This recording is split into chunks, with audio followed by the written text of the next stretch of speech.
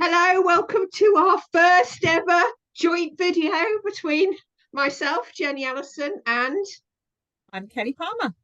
so we're both, well, we've been friends for well over 10 years, and we both come from the background of physiotherapy. Kelly's still a practicing physiotherapist. I gave up my title about a month ago, maybe even less than that.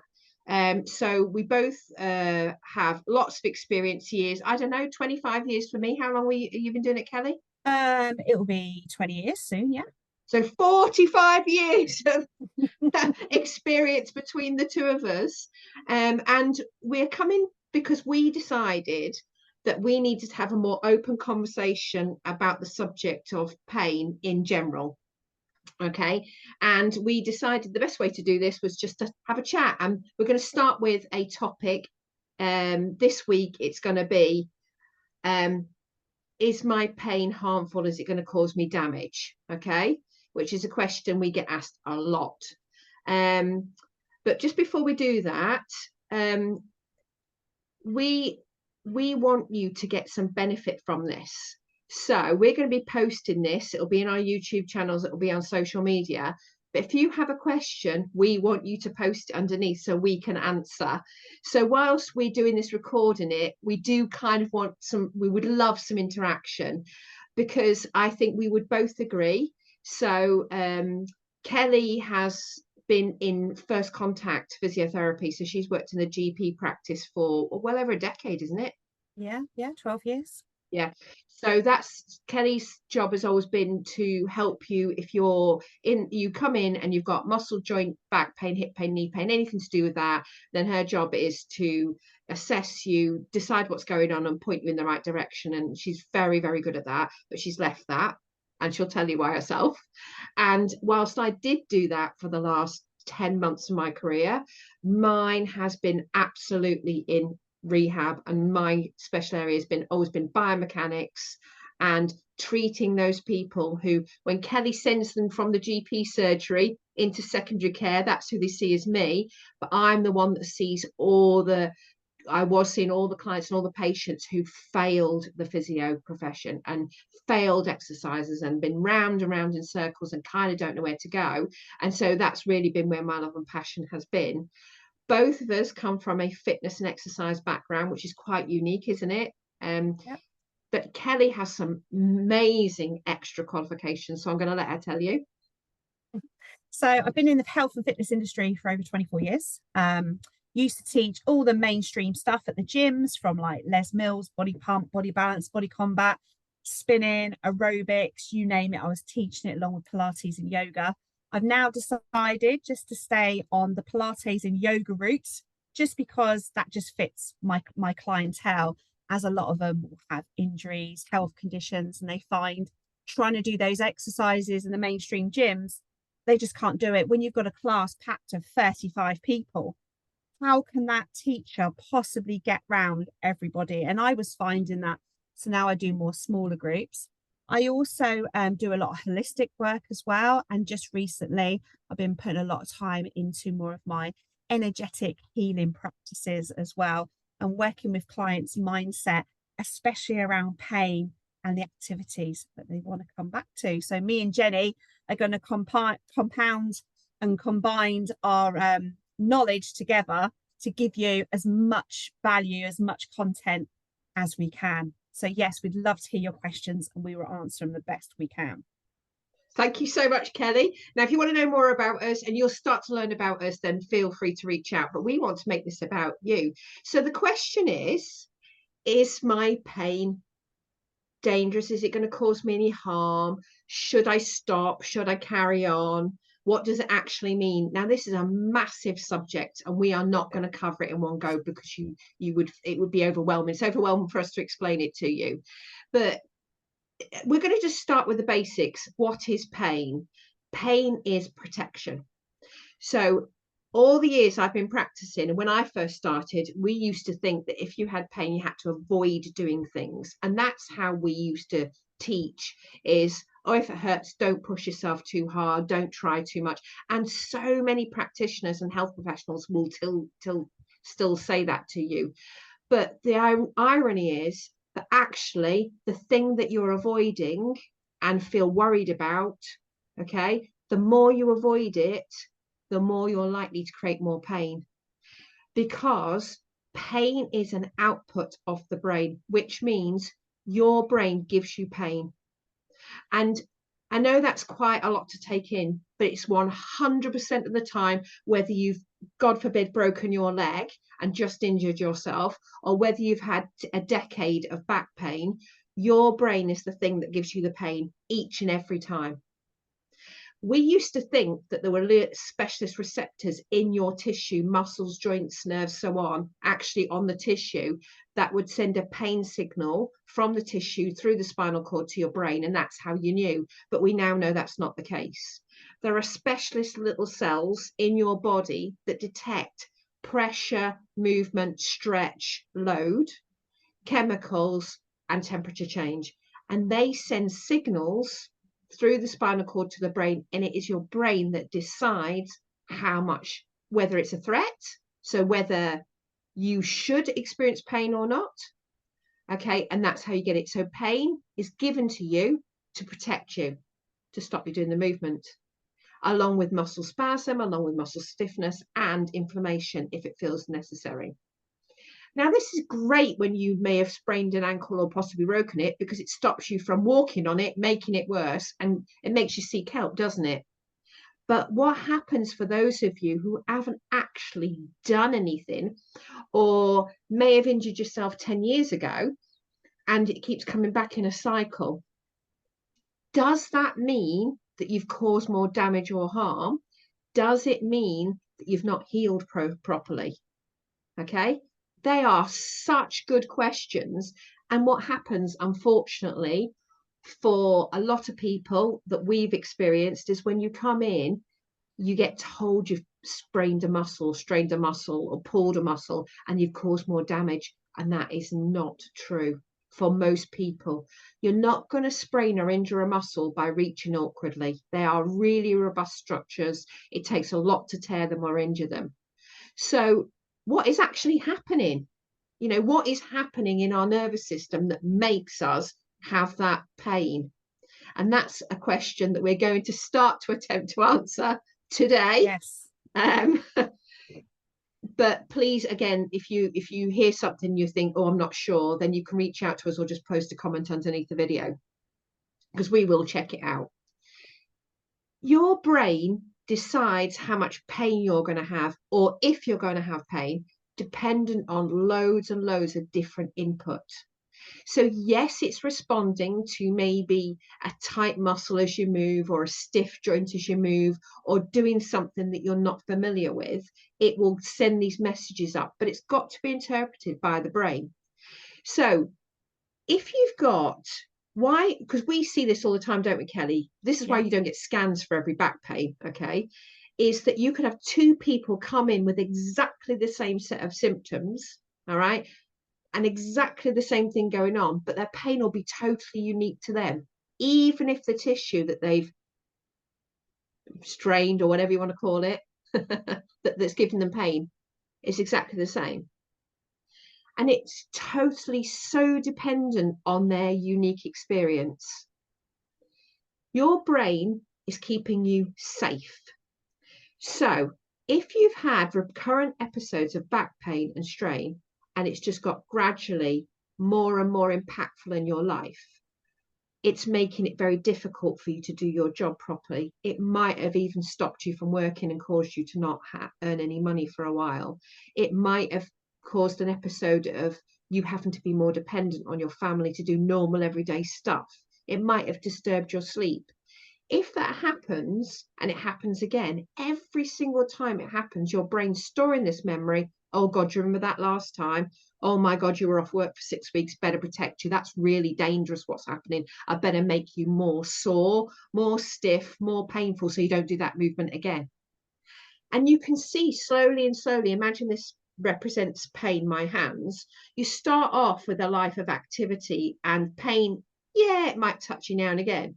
But as the time goes on and you have more episodes of it, your brain gives you more pain, it protects you more, you do less, you have more and more, before you know it, you're doing hardly anything and pain's there.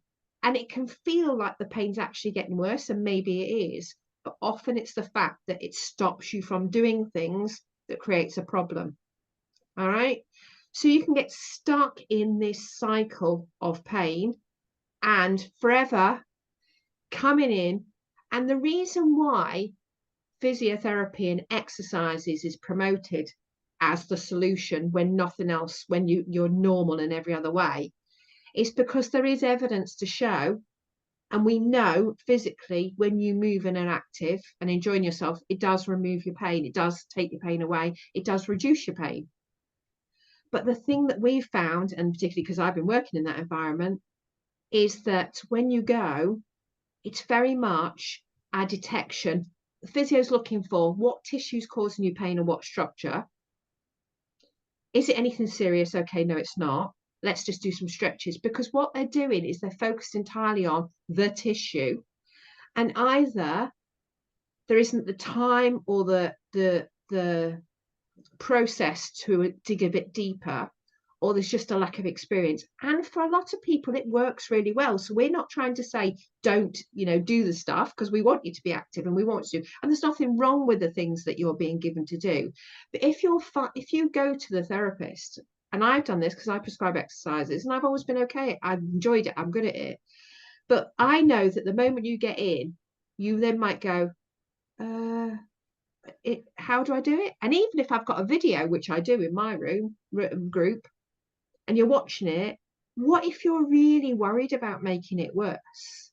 How do you break that cycle? Because that's the reality of when you're sat at home and you're suddenly going, I've got to do these exercises. But what if it makes me worse? Oh, it didn't work last time. Oh, how on earth can this make any difference? Because we're not making any sense to your nervous system, to your brain. We're not answering all the questions it's got inside that's making it protect you. All right. Now, there are so many ways in which we can do this, but I'm with Kelly 100%.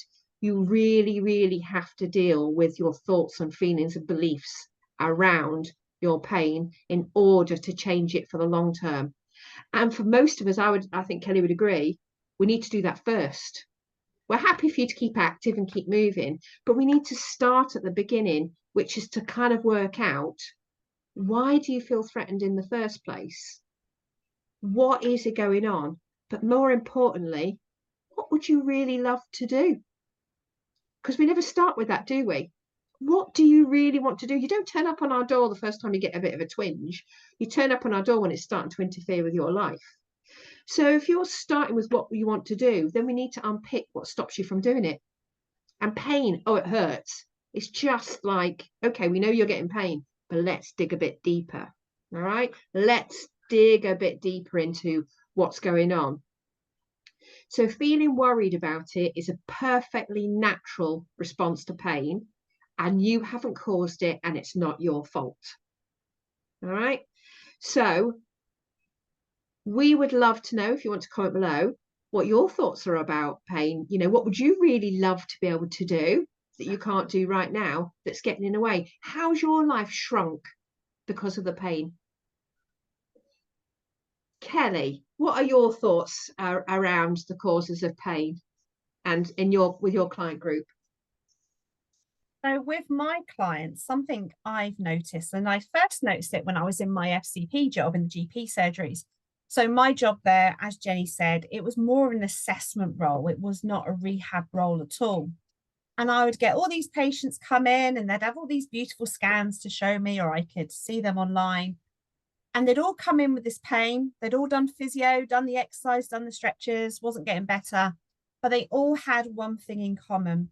It was their language, the way they talked. So they always had this helpless kind of victim mode. Oh, I've tried everything, that's not going to work. And they'd straight away block off what you were trying to say. So we started looking into their emotions. And I looked at one patient scan. And in all fairness, my MRI scan personally, because I've got herniated discs and nerves impingements, my scan was worse than his. And when I looked at his, I said, oh, I just got a few bulging discs.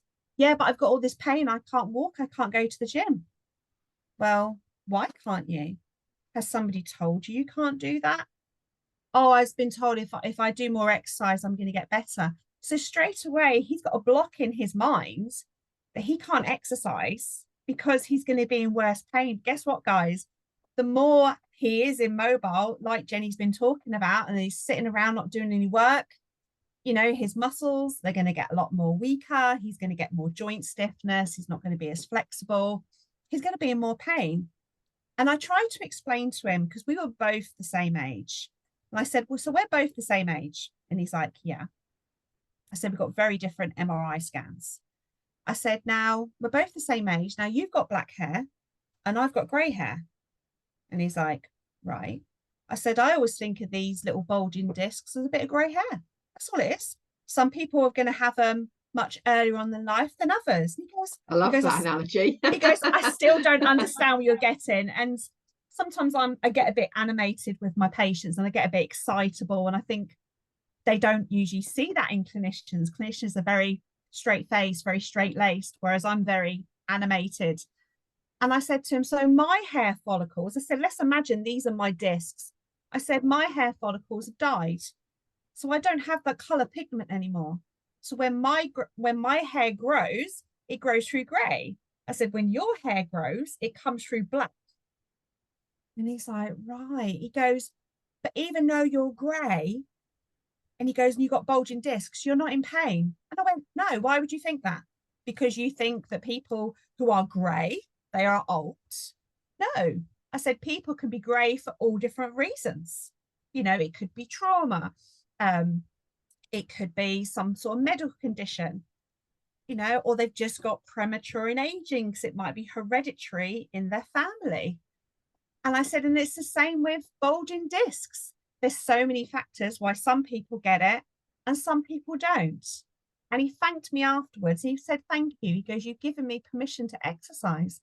I said, you can do whatever you like. Just go. And I reviewed him in 6 weeks' time just to check his mindset and whether I needed to refer him to the wellbeing people to have some cognitive behavioral therapy. And he came back and he was like, Kerry, guess what? And I went, what? He goes, I'm back to the gym. I'm running. And I said, and have you got any pain in your back? He said, nah, the grey hairs, they're still there, but they're not causing me any pain. I said, see, grey hair doesn't cause you pain. You just look different. Doesn't mean you have to feel different. And I think sometimes it's just a state of our minds. You know, as Jenny said, you can have these MRI scans. You can have two people with the same MRI scan, but one's in pain and one's not. And what's the difference? You know, sometimes you just pick up all the white noise that's on an MRI scan. And yes, clinicians still do MRI scan because they want to rule out, is there any red flags? Is there any tumors? Is there anything more significant going on? And that's absolutely fine. But as clinicians, we don't want to get into the routine of constantly scanning patients all the time, because when they get their results, they're like, oh God, I've got all these bulging herniated discs. What's this nerve root impingement? And they get so scared. And then you get the fear, and with fear comes pain. And I'm sure if you talk to any pain psychologist, they will say the same as well. Yeah. Thank you. It is hard. We appreciate that. If you're watching this, I too have had an MRI scan. I too had 10 years of back pain, leg pain. I've had very lived experience of really bad pain problems and understand what it's like to be on the other side. And it's really gets you down, doesn't it, Kelly? Being in pain all the time gets you down. And we totally get that. And we believe you. We don't think you're making your pain up. We don't think it's all in your head. Literally, all our pain's given our head, but we don't think, it doesn't make it not real. And the other thing that I had a classic the other day is someone told me that they were told they just need to distract themselves from their pain thoughts. I mean, good luck with that. I think that's quite a difficult thing to do. And if you can do it, great. And we're not saying in here, you know, we do, you know, it's really important if you're watching this and you're experiencing worsening back pain that you haven't had checked out, leg pain, pins and needles, numbness or tingling, you wee or poo yourself, numbness between your legs, please go and get urgent review with the Yeah. medics. Don't wait for your doctor. We would want you to go to A&E there. And that's very rare symptoms. But if you've just got worsening back pain without all of that and you haven't had checked that out, please get it checked out. So we're not saying you shouldn't get checked out. We're just talking to maybe all of those people out there who have been checked out, who have gone round and round in circles. You know, it's so important that you realize that you have got so much potential to be better, to recover from pain. You know, what does recovery from pain look like? It doesn't necessarily mean you'll be pain free, though lots of people will. Pain's a normal part of everyday life, you know. But it's when it interferes with every part of you, when it stops you from living your life, we need to take some action. We need to start to say to ourselves, right, I'm not accepting your diagnosis of me that I can't do something. I'm not accepting your limiting beliefs about me, because that's what you're facing when you meet people who say to you, my absolute pet hate, there's nothing more we can do for you. All they're doing is reflecting that they can't help you. And as an experienced clinician, if you really genuinely have reached the point at which you should be very clear about that, there's loads more we can do. It's just out of my scope of practice. Okay. And that's really important, because then it's not about you. All right. And we too treat the same people, but we have a different approach, because we recognize that what works for Kelly's clients works for Kelly's clients. What works for my clients might not works for mine. And that you also respond to people differently. You might find you connect better. And that's something that you maybe isn't tangible, but that's okay too. But the outcomes, what we're looking for is the outcome is we're on a mission to make as many men and women and men, all right? We both work with both. I tend to see more women, and Kelly probably has much more of a balance. Is that, you know, you do not need to put up with pain, and especially as you're getting older. I'm in my 50s, and I know so many women who are in their 50s who are going through menopause who are struggling with more aches and pains, because the pain system is related to the hormone system, and it will affect you. But when you're starting to think to yourself, maybe I should avoid, maybe I should stop, you're just into a cycle of more fear, more worry, more stiffness, more pain. But we also want to open a reaching hand out to you to say, look, if you're stuck, reach out to us, because it's about finding an opening, isn't it, Kelly? It's about finding a way. Root problem. What is the root cause of it all? Yeah. And in uncovering what you really want, because my program that I've just started, one of my clients fed back to me and said, no one's ever asked her what she really wants, right? And now she started to dig into it. She's really shocked at actually. She'd really love to be able to do loads of stuff, but she's not been thinking about it, because what she's been doing is just thinking, this is it. I've just got to live with it. I've just got to manage the best way. Oh, that's another pet hate, man. Bloody manage your pain. What do you want me to manage it in, or to, or how? Where do you want me to manage it to? I just find that really, don't you? Just manage your bloody pain. What? Yes, it's like there's no outcome, is there? What's the tangible outcome when you just manage something? Yeah. Where would you like to manage it to? I think for me, if you were going to take one action step today, right, would be to really sit down and think to yourself, what would I love to be able to do? All right, go and write it down. Go and close your eyes for 5 minutes. Kelly could probably point you in direction of some really good ways to be, because she does really good stuff on meditation. Is it yoga nidra where you do yoga nidra? Yeah. So we work on your subconscious levels. Yeah. So if you would like to be able to start that journey, you need to find some place to be still. You need to find a place to just do some breathing, and literally it can be as simple as just in and out.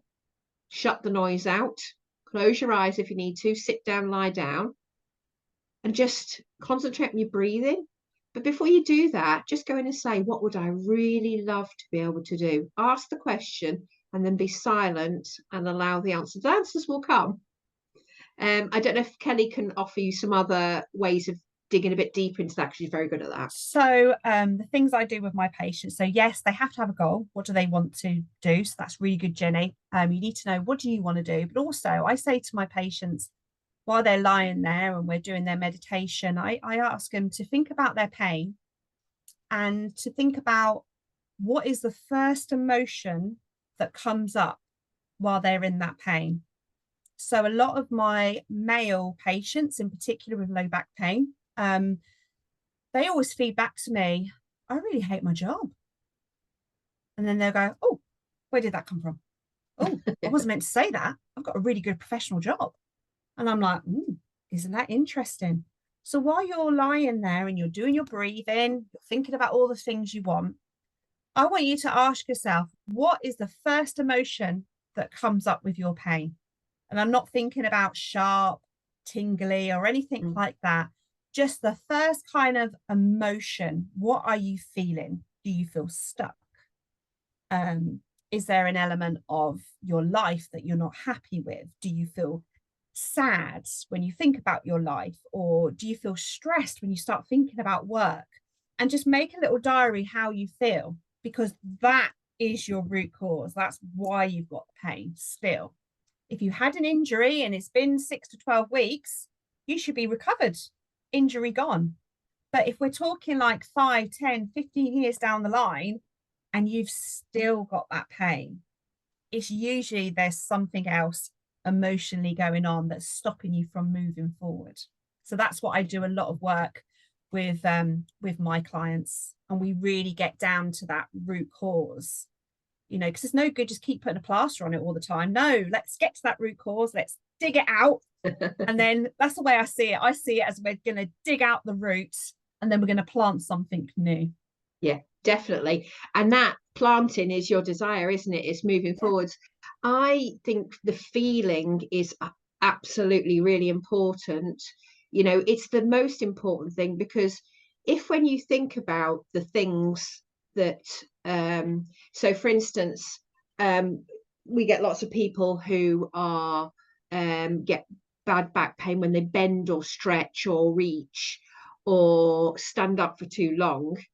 And so if you close your eyes and you think about yourself doing those activities and you can feel your body responding, if you can feel your tummy tightening or your breath shortening or your back tensing doing that, that's you just thinking about the activity. Somewhere in your nervous system, it's got hardwired over time to believe that that particular activity is dangerous. Okay, so you can even start to visualize yourself doing it and breathe through it. Believe it or not, it's such a powerful thing to do, is to just imagine yourself doing that activity and imagining your muscles really letting go, being really floppy. It's effortless, it's flowing, it's so easy to do. So because you've got a part of your brain in the bottom at the cerebellum that is like creates a pattern of movement, because we don't think about how we bend or move, do we? It just happens automatically. So you can get that part of your brain hardwired that when it does that particular activity, it needs to recruit all this tone and splint everything. Okay, all right, splint it, and then you can't move. And so if you go and have hands-on therapy, massage and mobilizations, which Kelly still does hands-on, I did it for a long time, right? And it feels better, but you're finding it's just coming back. If you're having massage or physiotherapy, right, it keeps coming back. The reason it keeps coming back is because we're not dealing with the root cause. All right, it could be that that bend meant you had time off work. It could be that it stopped you from doing something. So there's going to be a huge amount of emotion attached to that, as Kelly says, that you will feel inside yourself. So we're saying that there's so many ways which you can deal with this. It doesn't have to be the pathway that is set up in our NHS, which is why I don't work as a physiotherapist anymore. It's not because I don't think it has value. It's not because I don't think I've got some amazing colleagues who do a brilliant job.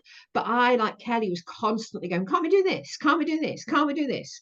And I don't And then you get told off and go, no, Yeah. you're not allowed to do that. It does help them. We're both quite neurodiverse, by the way. Yeah. So you know, I was forever and I used to get, I must admit, I think I got rolling eyes at one point. I mean, it's not that people don't think it's a good idea, or, you know, it's so frustrating. And I just felt that we need to be much more holistic in our way of approaching things, that exercises are wonderful, but they're not the be and end. And actually, both of us run programs where exercise isn't the center of it. It's actually much more you dealing with, you know, your thoughts and your feelings and beliefs. Okay, so I probably delivered a lot here. I certainly like to talk. I'm so passionate. So is Kelly. We're so passionate about this, and we hope that we've dropped you at least one little nugget of thing that you can take away. And you must go away feeling much more hopeful, because even if you don't right now know how to do it, at least you know there's a starting point. Like we say, feel free to post comments underneath. We like nice comments. And it's okay for you to comments. Say, yeah, constructive. It's okay. Being the teacher, I want to see constructive comments. And it's okay for you to say you don't understand, because really that's fine, because this is just such a massive subject and we want to make it more kind of fun and relatable and normal. We want you to have a place where you can come and say, I'm not really sure, could you elaborate on this a bit, because it's great for us, because this is what we want to be here for. So thank you so much for listening to our first ever joint video.